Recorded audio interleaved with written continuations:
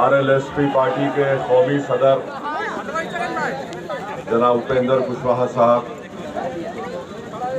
BSP के state coordinator जनाब doctor Lalji मेघांकर साहब, जनाब भीम राजभर साहब, बीएसपी के स्टेट कोऑर्डिनेटर, और यहाँ से आरएलएसपी के उम्मीदवार जनाब नंदलाल रविदास साहब, बीएसपी के चकाई के प्रत्याशी जनाब सीताराम शाह साहब और जनाब विनोद यादव साहब जो जाजा के कैंडिडेट हैं।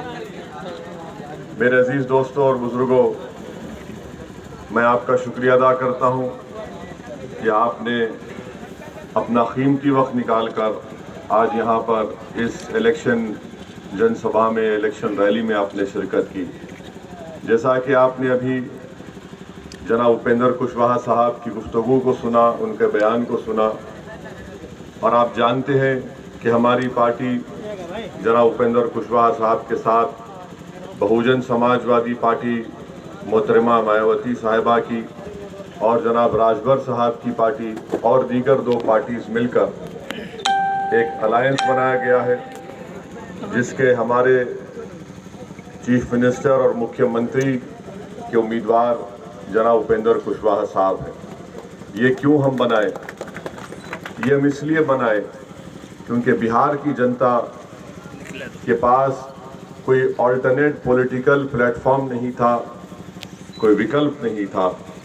बिहार की गरीब जनता ने 15 साल आरजेडी को दिए और फिर उसके बाद 15 साल नीतीश कुमार, बीजेपी, आरजेडी और कांग्रेस को दिए। आप खुद बेहतर, मुझसे बेहतर जानते हैं कि 30 साल का एक इंसान की ज़िंदगी में एक बहुत बड़ा लंबा सफ़र होता है। अगर किसी ने आरजेडी के 15 साल देखे और नीतीश कुमार और बीजेपी के 15 साल देखे होंगे तो शायद उसके अब तक 2-3 बच्चे हो गए होंगे या उसको 2-3 बच्चों की माँ होगी। 30 साल का सफ़र है ये। अब 30 साल के सफ़र में 30 साल आपने इन दोनों कॉम्बिनेशन को देख लिया। अब आप खुद फैसला करिए कि 30 साल में हासिल क्या हुआ। हाँ, यकीनन 30 साल में जिस किसी को सत्ता मिली उनके परिवार को बहुत फ़ायदा हुआ। 15 साल नीतीश कुमार को मिले, उन्होंने उसको बर्बाद कर दिया, क्योंकि बिहार की जनता के पास एक विकल्प नहीं था।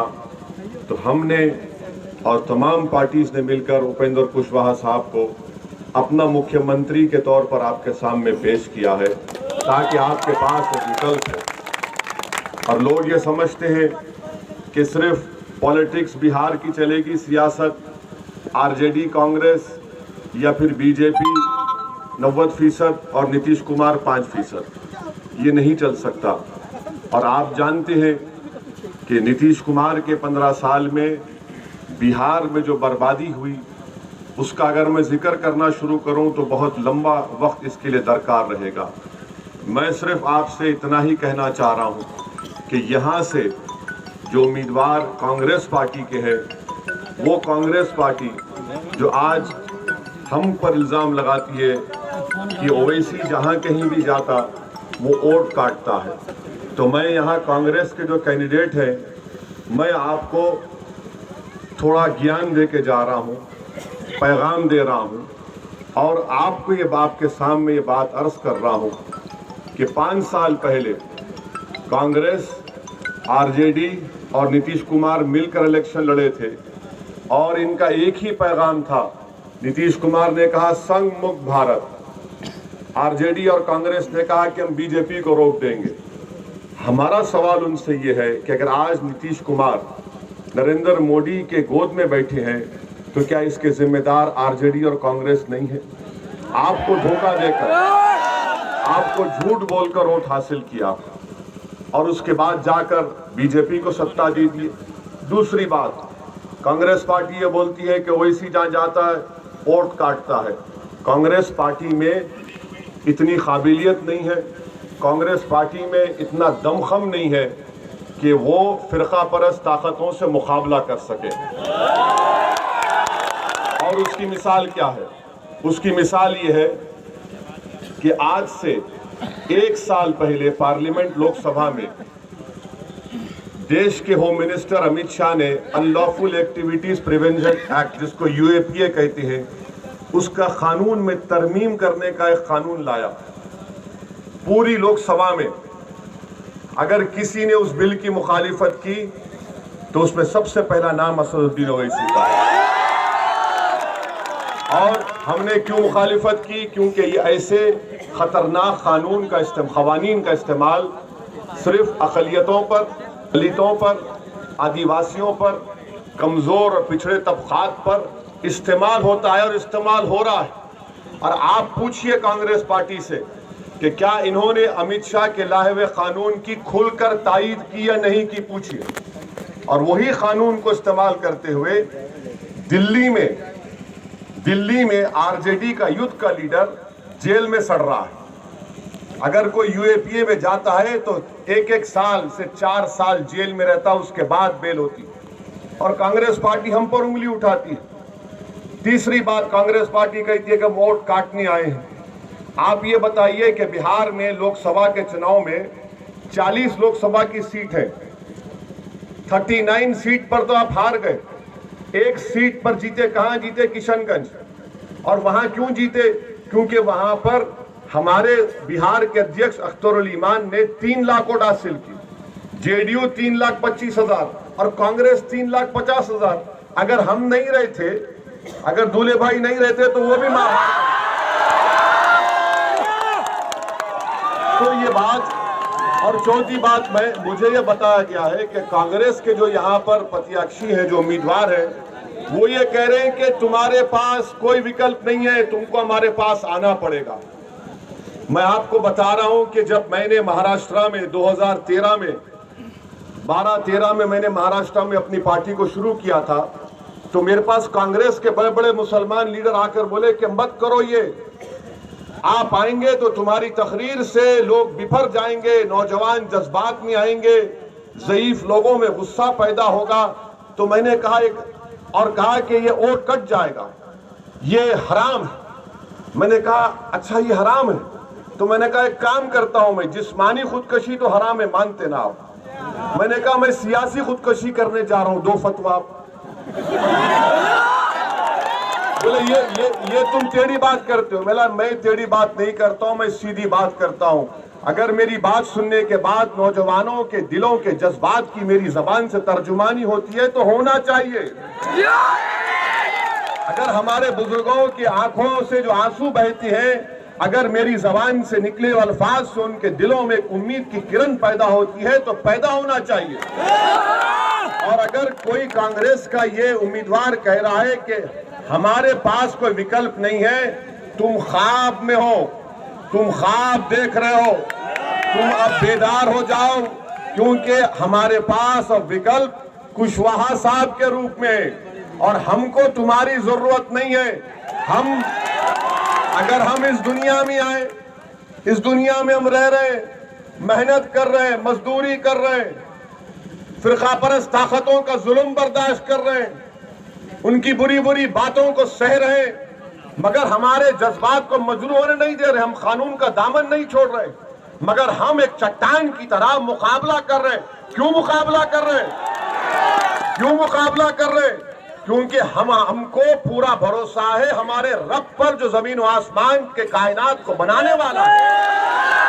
अगर कोई आकर ये कहेगा कि तुम्हारे पास हमारे सिवा कोई नहीं है, अरे तुम्हारी जरूरत नहीं है, मैं अपनी जूती पर भी तुम्हारी जरूरत को नहीं रखता। हम किसके मोहताज हैं? हम क्या इनके मोहताज हैं? हम किसके भी मोहताज नहीं है। तो मैं आपको पैगाम देने आया हूं, मैं आपसे गुजारिश करने आया हूं, ये कांग्रेस के लोग गुरूर और तकब्बुर के समंदर में डूब रहे हैं। अब इनको जमहूरियत के समंदर में आपको डुबाना है 28 तारीख को, और हमारे भाई जनाब रविदास को कामयाब करना है। और मैं तमाम अलीगंज के बाशिंदों से कहना चाह रहा हूं कि आप तो उस जगह से आपकी निस्बत है जिसका नाम शेर खुदा है, जो अलीगंज का रहने वाला है, वो इन तमाम बबर भपकियां देने वालों से, धमकी देने वालों से डरने वाला नहीं है।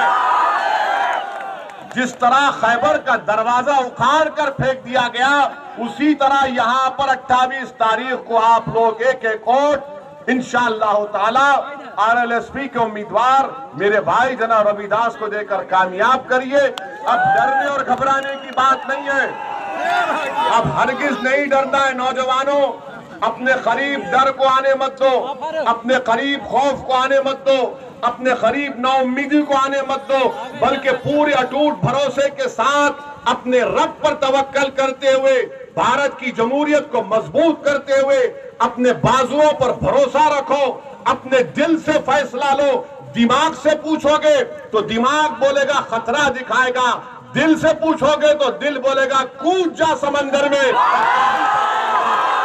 मैं आपसे अपील कर रहा हूं कि 28 तारीख के दिन आप मेरी इस बात को, मेरे पैगाम को हर एक तक पहुंचाइए कि ये सही मानों में ये गरीबों का, मजलूमों का, पिछड़ों का, जिनको दबाया गया, कुचला गया, उनका एक अलायंस है। इसको आपको कामयाब करना है। और मेरी जिंदगी बाकी रही तो इंशाअल्लाह ताला हमारे फजल इमाम अलग साहब का ये आबाई गांव है, हम दोबारा यहाँ पर आएंगे और तफसील से आपसे बात करेंगे। मैं इस उम्मीद पर जा रहा हूँ कि आप अपना एक एक वोट पंखे को देंगे। पंखा चलाइए, हवा को खूब तेज करिए। जब हवा चलती है ना तो जालिमों के खैमे उड़ जाएंगे इंशाअल्लाह। जब पंखे की हवा चलेगी, जो लोग आज हमको डरा रहे हैं इंशाअल्लाह ताला उनके पैर उखड़ जाएंगे। जब पंखा चलेगा इंशाअल्लाह ताला जो लोग हमको डरा डरा कर हासिल करते रहे, आज हमको उनकी जरूरत नहीं है। आप जब कभी भी मुझे बुलाएंगे मैं आपके दरमियान में आऊंगा। मैं सिर्फ इलेक्शन के लिए तुम्हारे पास नहीं आया हूं, मैं यहाँ पर अपने दिल को आपके दिल से मिलाने को आया हूँ, आपकी सोच को समझने को आया हूँ और इंशाअल्लाह आता रहूंगा। अगर आपने इजाजत दी तो मैं कामयाबी का फूल का हार हमारे भाई को पहनाने की आपसे इजाजत चाहता हूँ। आप तमाम की इजाजत है, दिला दूं मैं, आप हमारी लाज रख लेंगे। अस्सलाम वालेकुम, शुक्रिया।